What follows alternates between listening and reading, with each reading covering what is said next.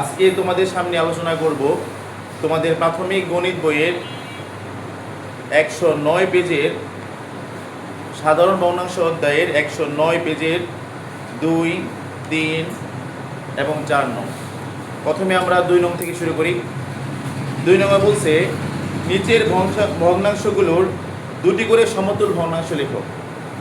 তাহলে সমতুল ভগ্নাংশ লিখতে হলে আমাদেরকে প্রথমে জানতে হবে সমতুল ভগ্নাংশ কাকে বলে।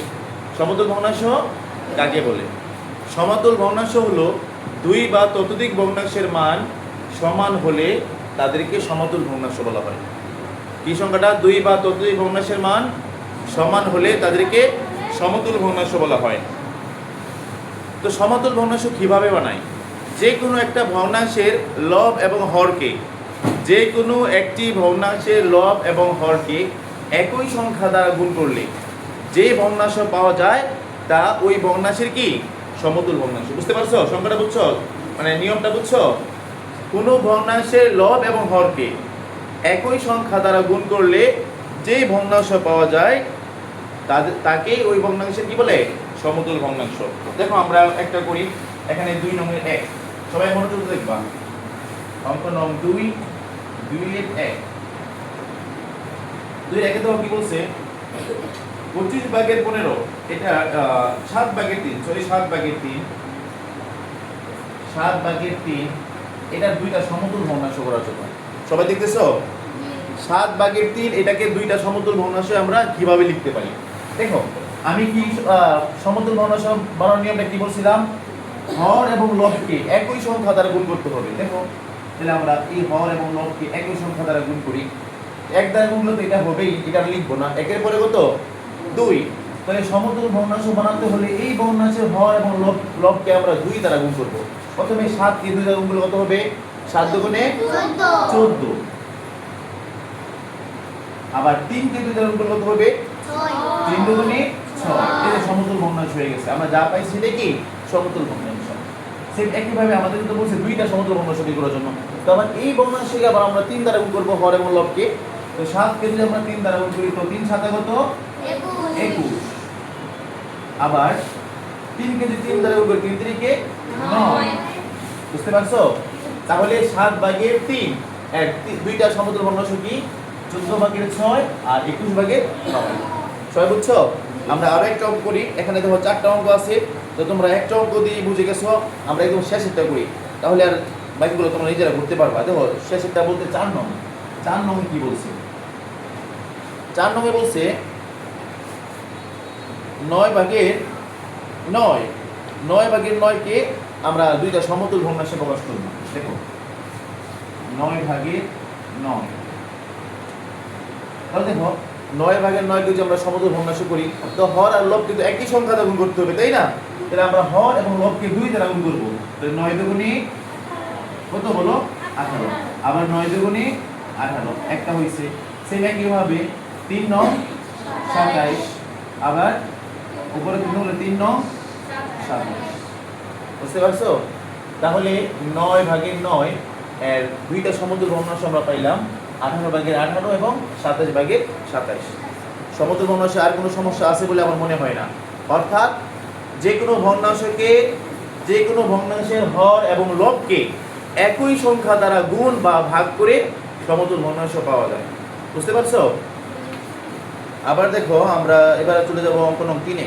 সবাই একটু দেখো, খুব গুরুত্বপূর্ণ অঙ্ক নং 3। 3 নং কি বলছে ভালো করে দেখো। 3 নং বলছে নিচের ভগ্নাংশগুলোকে লঘিষ্ঠ আকারে প্রকাশ করো। কিসে প্রকাশ করতে বলছে? তাহলে লঘিষ্ঠ আকারে প্রকাশ করো, এটার মানে আমাদেরকে বুঝতে হবে। লঘিষ্ঠ আকারে প্রকাশ করতে হলে লঘিষ্ঠ মানে ছোট করা। লঘিষ্ঠ মানে কি? কোনো একটা ভগ্নাংশকে যদি কোনো সংখ্যা দ্বারা ভাগ করা যায় তাহলে আমরা যদি ভাগ করতে পারি, ভাগ করে ছোট করাটাই লঘিষ্ঠ আকারে প্রকাশ। বুঝছো? দেখো অঙ্ক নম্বর 1, 3 এর 1, 2 একটা অঙ্ক থেকে সব অঙ্ক বুঝো। মনোযোগ দেখো। প্রথমে আছে 25 ভাগের 15, 25 ভাগের 15। তাহলে 25 ভাগের 15 আমরা কিভাবে লঘিষ্ঠ করব? দেখো আমরা প্রথমে দেখব উপরের সংখ্যা ছোট সংখ্যা দ্বারা বড় সংখ্যাকে ভাগ যায় কিনা। দেখো তো 25 কে 15 দ্বারা ভাগ কে যাবে? বড় সংখ্যা 25 কে কি 15 দ্বারা ভাগ করতে পারবো? 15 কে 15, 15 দুগুণে 30, ভাগ যায় না তো। যদি উপরের সংখ্যাকে নিজের সংখ্যা দ্বারা ভাগ না যায়, তাহলে আমরা এমন একটা সংখ্যা নিব যেই সংখ্যা লব এবং হর উভয় সংখ্যায় ভাগ করা যায়। যেই সংখ্যা দ্বারা লব এবং হর উভয় সংখ্যায় কি করা যায়? ভাগ করা যায়। তাহলে আমরা দেখতেছি এই সংখ্যা শেষে 5 আছে, এই সংখ্যা শেষে 5 আছে। আমরা 5 দ্বারা বিভাজ্যের নিয়মে শিখছিলাম, কোন সংখ্যার শেষে যদি 5 থাকে তাহলে সেই সংখ্যাটা 5 দ্বারা ভাগ যায়। তাহলে আমরা বুঝতে পারলাম উভয় সংখ্যা কি দ্বারা ভাগ যাবে? 5 দ্বারা ভাগ যাবে। তাহলে আমরা 5 দ্বারা ভাগ করি। 5 দ্বারা 25 কে ভাগ করলে হয় 5 5 25, আর 5 দ্বারা 15 কে ভাগ করলে হয় 3 5 15। তাহলে আমরা কি পেলাম বলো তো? হর পেলাম 5 আর 3 পেলাম, লব পেলাম কত? 3। তাহলে 25 ভাগের 15 এটা লঘিষ্ঠ আকার হলো 15 ভাগের 5 ভাগের 3। বুঝছো না বুঝো নাই? আচ্ছা, সেম একই ভাবে আমরা যদি 2 নম্বর অঙ্কটা করি, তাহলে দেখো 2 নং অঙ্কে কি আছে? 2 নং অঙ্কে আছে 12 ভাগের 20। কত আছে? নিচে 12, উপরে কত? 20। আমরা যদি 12 ভাগের 20 কে লঘিষ্ঠ আকার করতে চাই, তাহলে আমরা প্রথমে দেখব যে 12 এবং 20 উভয় সংখ্যার ভিতরে কি দ্বারা ভাগ করা যায়, মানে উভয় সংখ্যার কোন সংখ্যা দ্বারা ভাগ করা যায়। এমন একটা সংখ্যা নিব যেই সংখ্যা দিয়ে হরকেও ভাগ করা যায়, আবার লবকেও ভাগ করা যায়। তাহলে আমরা দেখতে পাচ্ছি যেহেতু দুটোটাই জোড় সংখ্যা, 2 দ্বারা ভাগ যায়। কয় দ্বারা ভাগ যায়? 2 দ্বারা ভাগ যায়। আর 2 দ্বারা ভাগ করলে কত হয় দেখি আমরা? 2 দ্বারা 12 কে ভাগ করলে হয় 6, আর 2 দ্বারা 20 কে ভাগ করলে কত হয়? 9 দুগুণে 20। তাহলে কত হয়? আর আবার তো যায়। তাহলে একটা আমরা দেখতেছি 2 দ্বারা ভাগ যায়, আরো একটা সংখ্যা দ্বারা ভাগ যায়, সেটা হলো 4। আর একটা সংখ্যা কি? 4। তাহলে আমরা একবারই করে ফেলি, যেহেতু 2 দ্বারাও ভাগ যায়, 4 দ্বারাও ভাগ যায়, তাহলে যেই সংখ্যাটা বড় আমরা বড় সংখ্যাটা দ্বারা ভাগ করব। বুঝছো? তোমরা এমন অনেক সংখ্যা পাবা যে যে সংখ্যা দ্বারা গণসংখ্যাটা ভাগ যায়, এমন একাধিক সংখ্যা পাইবা। তো একাধিক সংখ্যার মধ্যে যে সংখ্যাটা বড় তোমরা ওই সংখ্যাটা ভাগ করলে সহজে করতে পারবা। দেখো 12 এবং 20 এই উভয় সংখ্যাকে 2 দ্বারাও যায়, আবার 4 দ্বারাও যায়। তাহলে 2 আর 4 এর মধ্যে বড় কোনটা? বড় কোনটা? 2 বড় না 4 বড়? 4 বড়। তাহলে উভয় সংখ্যাকে লব এবং হরকে আমরা 4 দ্বারা ভাগ করব। তো 12 কে 4 দ্বারা ভাগ করলে হয় 3 4 12, আর 20 কে 4 দ্বারা ভাগ করলে হয় 4 5 20। তো নিচে হয় 3 আর উপরে হয় কত? 5। বুঝছো? এবার আমরা চলে যাব অঙ্ক নং 3। দেখো অঙ্ক নং 3 কি বলছে? অঙ্ক নং 3 বলছে 49 ভাগের 35। 49 ভাগের 35 না? এখন তোমাদের একটা নিয়ম শিখাই, সেটা হলো এখন তো সংখ্যাগুলো ছোট, আমরা কোন সংখ্যা দ্বারা ভাগ যায় সেটা বলতে পারি। কিন্তু ধরো তোমাকে একটা বড় সংখ্যা দিছে, যে সংখ্যা দিয়ে যে সংখ্যাকে কোন সংখ্যা দ্বারা ভাগ যায় তুমি বলতে পারো না, তখন তোমার জন্য সবচেয়ে ভালো কৌশল হলো লব এবং হরের গসাগু বের করা। লব এবং হরের কি বের করা? গসাগু। তো দেখো আমরা 35 ও 49 এর গসাগু কিভাবে বের করতে পারি। গসাগু বের করে একেবারে সহজ। তুমি বড় সংখ্যাকে ছোট সংখ্যা দ্বারা ভাগ করবা, অর্থাৎ এখানে বড় সংখ্যা হলো 49, 49 কে তুমি 35 দিয়ে ভাগ করবা। তাহলে 49 এর ভিতরে 35 কয়বার যাবে? একবারই তো যাবে। দুইবার দিলে তো 70 হয়ে যায়। তাহলে একবার করবা। 35 এ কে 35। তাহলে ভাগ করতেছি কিন্তু আমরা তো বিয়োগ করবা, মাঝে মধ্যে বিয়োগ করতে হয়, কারণ ভাগ হলো বিয়োগেরই হ্যাঁ ভাগ হলো বিয়োগের সংক্ষিপ্ত রূপ। তাহলে 5 আছে 9 হবে 4 হলে, 3 আছে 4 হবে 1 হলে, ভাগশেষ কয় থাকে? 14। কত? তো আমরা নিয়মটা জানি, গসাগু করতে হলে ভাগশেষ দিয়ে আবার ভাজককে ভাগ করতে হয়, ভাগশেষ দিয়ে আবার কাকে ভাগ করতে হয়? ভাজককে। তাহলে 14 দিয়ে আমরা আবার ভাগ করব, যে ভাজক ছিল 35, এই 35 টি। তাহলে 14 কে 14 দুগুণে কত? 28। 14 গুণে কত বলো? 28। তাহলে আরেকবার দিলে বেশ যাবে। তাহলে আমরা দুইবার দিব না, আমরা তিনবার দিব না, দুইবারই দিব। তো 14 দুগুণে 28। আবার বিয়োগ করবা। তাহলে 28 এর 15 হবে 9 10 11 12 13 14 15 7 হলে হাতে আছে 1, 3 3 গুলো 0, 0 নামাতে হয় না। ভাগশেষ কত বলো তো? ভাগশেষ কত? তাহলে এই 7 দ্বারা আবার আগের ভাজককে ভাগ করব। আগের ভাজকটা কত? 14। 7 দ্বারা আমরা আবার ভাগ করব 14। যতক্ষণ পর্যন্ত ভাগশেষ থাকবে আমরা ভাগ করতে থাকবো। তো 7 দ্বারা 14 ভাগ করলে কয়বার যায়? 7 দুগুণে 14। এবার তো মিলে গেছে তাই না? মিলছে না বলো?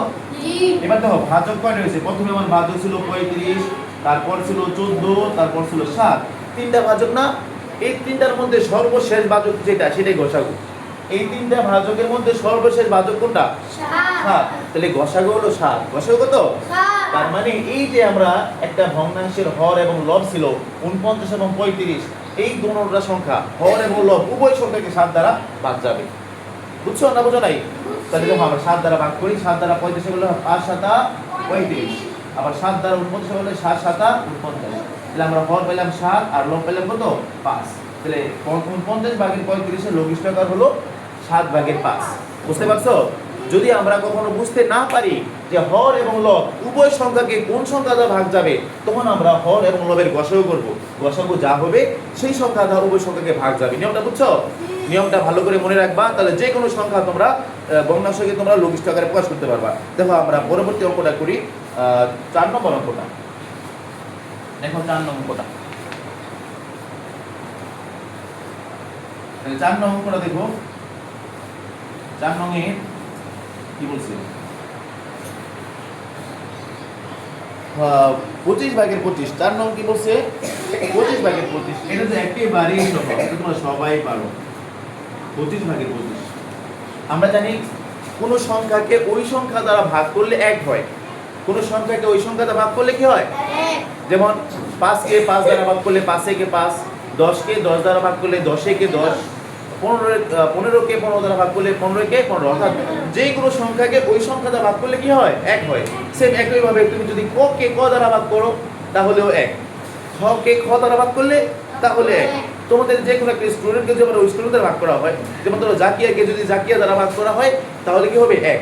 অর্থাৎ যে কোনো সংখ্যাকে ওই সংখ্যা দ্বারা ভাগ করলে কি হবে? 1। তাহলে 25 কে 25 দ্বারা ভাগ করলে কত? বলো 1। 25 কে 25 দ্বারা ভাগ করলে কত হবে? 1। বুঝছো না বুঝো নাই? আচ্ছা, এবার আমরা চলে যাব অঙ্ক নং 4। সবাই দেখো পরের পেজে অঙ্ক নং 4। এগুলো বুঝতে পারছো সবাই ভালো করে? আচ্ছা, তাহলে আমরা পরবর্তী অঙ্কে চলে যাই। অঙ্ক নং 4 সবাই দেখো পরের পেজে। অঙ্ক নং 4 দেখো। 4 এর মধ্যে আবার অঙ্ক আছে মোট 8টা। 4 এর মধ্যে কয়টা অঙ্ক আছে বলো তো? 8টা। তাহলে আমরা দেখো এক এক করে শুরু করি। প্রথমে 1 নংটা। এগুলো হলো সবচেয়ে সহজ। 5 ভাগের 1 যোগ ভগ্নাংশে লেখার নিয়ম দেখো, আগে দাগ দিবা যোগ বরাবর, আগে সংখ্যা লিখবা না, তারপর হরটা লিখবা, তারপর কি লিখবা? লব লিখবা। দেখো সমহর বিশিষ্ট ভগ্নাংশের যোগ বিয়োগ করাটা সবচেয়ে সহজ। যখন আমরা সমহর বিশিষ্ট ভগ্নাংশের যোগ বিয়োগ করব, সবাই একটু ভালো করে দেখো, তখন আমরা প্রথমে একটা দাগ দিব। দাগ দেওয়ার পর সমহর মানে হরগুলা সমান। দেখো তো এখানে হর 5, এখানে হর 5, দুটো জায়গায় কি হর 5 না? জি। যদি সমহর বিশিষ্ট ভগ্নাংশের যোগ করতে যাই তাহলে সবচেয়ে সহজ যোগ করাটা। দেখো এই দুইটা হর থেকে একটা হর লিখবা, কারণ 5 আর 5 এর নিয়ম হলো হরের লসাগু করা। তাহলে 5 আর 5 এর লসাগু তো 5ই হবে। যেহেতু হর মিলে গেছে, দুইটা হর থেকে কি লিখবা? একটা লিখবা, কারণ দুইটার লসাগু 5ই হয়। এবার হর যদি সমান থাকে, লব যা আছে তা লিখবা। লব কখনো চেঞ্জ করতে হবে না। কখন? যদি হর সমান থাকে। হর সমান না হলে অন্য নিয়ম। তো দেখো এখানে লব কত আছে বলো তো? 1। এই যোগের যোগ দিবা, এই 2 এর 2 দিবা। এবার 5 এর 5 যেহেতু যোগ আছে, যোগ করে দাও। 2 আর 1 যোগ করলে কত হয়? 3। বুঝছো না বুঝো নাই? আচ্ছা, এবার আমরা চলে যাব অঙ্ক নং 2 এ। তোমরা 2 একটা অঙ্ক পারলে বাকি সবগুলো পারবা। দেখো অঙ্ক নং 2 এ কি আছে? 7 ভাগের 2 যোগ 7 ভাগের 3। এটা পারবা তোমরা। তাহলে আমরা 2 নম্বরটা না করে আমরা একদম 3 নম্বরটা বিয়োগের একটা করি। 7 ভাগের 4 বিয়োগ 7 ভাগের 2। দেখো 7 ভাগের 4 বিয়োগ 7 ভাগের 2। এটাও সমহর বিশিষ্ট ভগ্নাংশ, তাই না? সবাই দিকে দেখো, সমহর বিশিষ্ট ভগ্নাংশ না? তো সমহর বিশিষ্ট ভগ্নাংশের হর যেহেতু সমান, তাহলে আমরা দাগ দিয়ে হর দুইটা থেকে একটা লিখব। মানে 7 আর 7 এর লসাগু 7। হর সমান হলে যতগুলা ভগ্নাংশ হর সমান থাকে সবগুলো থেকে একটা লিখব। এখানে দুইটা ভগ্নাংশ হর 7, যে আর থাকতো তাও আমরা একটাই লিখতাম। বুঝছো? হর সমান হলে লব যা আছে ঠিক তাই থাকবে। লব কত আছে? 4 বিয়োগ পরে কত আছে? 2। 7 এর 7। এবার 4 থেকে 2 বিয়োগ করলে কত হয়? 2। এটা অ্যানসার। বুঝছো না বুঝো নাই? একদম সহজ দা। আচ্ছা, এবার আমরা আরেকটা অঙ্ক করব। সেটা হলো অঙ্ক নাম্বার 7। ব্যাকগুলো একদম সহজ, তোমরা বেশি সহজ এটা করলাম না। সরাসরি অঙ্ক নাম্বার 7 এ চলে গেলাম। 7 ভাগের 4 বিয়োগ 7 ভাগের 2 যোগ 7 ভাগের 1। তাহলে হরগুলো সমান কিনা বলো? আমি তো নাকি একটু আগে বলছিলাম সমহর বিশিষ্ট ভগ্নাংশের যতগুলা ভগ্নাংশ থাকুক সবগুলা হর থেকে একটা হর লিখবো। কয়টা হর লিখবো? তাহলে এখন 3টা হর 7 7 7। 3টা ভগ্নাংশের হর কত? 7। তাহলে 3টা 7 থেকে আমরা একটা 7 লিখবো। কয়টা 7 লিখবো? যেহেতু ভগ্নাংশের হরগুলো সমান, তাহলে উপরে যা আছে আমরা দেখে দেখে ঠিক তাই লিখে দিব। তাহলে 4 বিয়োগ 2 যোগ 1। দেখো বুঝছো কিনা? এবার হর জাস্ট তাই থাকবে 7 থাকবে। এবার দেখো 4 থেকে 2 বিয়োগ করবা, সিয়াম 4 থেকে 2 বিয়োগ করলে কত হয় 2, 4 থেকে 2 বিয়োগ করলে কত হয় 2, এই 2 এর সাথে আবার 1 যোগ করবা, 2 আর 1 যোগ করলে কত হয় 3, এইটাই অ্যানসার। বুঝতে পারছো? আচ্ছা এবার আরো একটা অঙ্ক আছে, ওইটাও তোমাদের করে দিই, অঙ্ক নাম্বার 8। দেখো 8 নম্বর অঙ্কটা কি বলছে, 12 ভাগের 7, 12 ভাগের 7 বিয়োগ পরে কত 12 ভাগের 3 যোগ 12 ভাগের 1। দেখো এই ভগ্নাংশের হরগুলো সমান, তাই না? তো সমহর বিশিষ্ট ভগ্নাংশের যোগ কম বিয়োগ করা একেবারেই সহজ, যেহেতু হরগুলো সমান তুমি তিনটা হর থেকে একটা হর লিখো, কারণ 12 12 12 লসাগু তো 12ই হবে। এবার যেহেতু ভগ্নাংশের হরগুলো সমান, তো উপরে লব যা আছে দেখে দেখে তা লিখবা, 7 এর 7 বিয়োগ 3 এর 3 যোগ 1 এর 1। এবার 12 এর 12 আগে আমরা বিয়োগ করব, 7 থেকে 3 বিয়োগ করলে কত হয় 4, 4 এর সাথে 1 যোগ আছে, 4 1 যোগ করলে কত হয় 5। দেখো বুঝছো?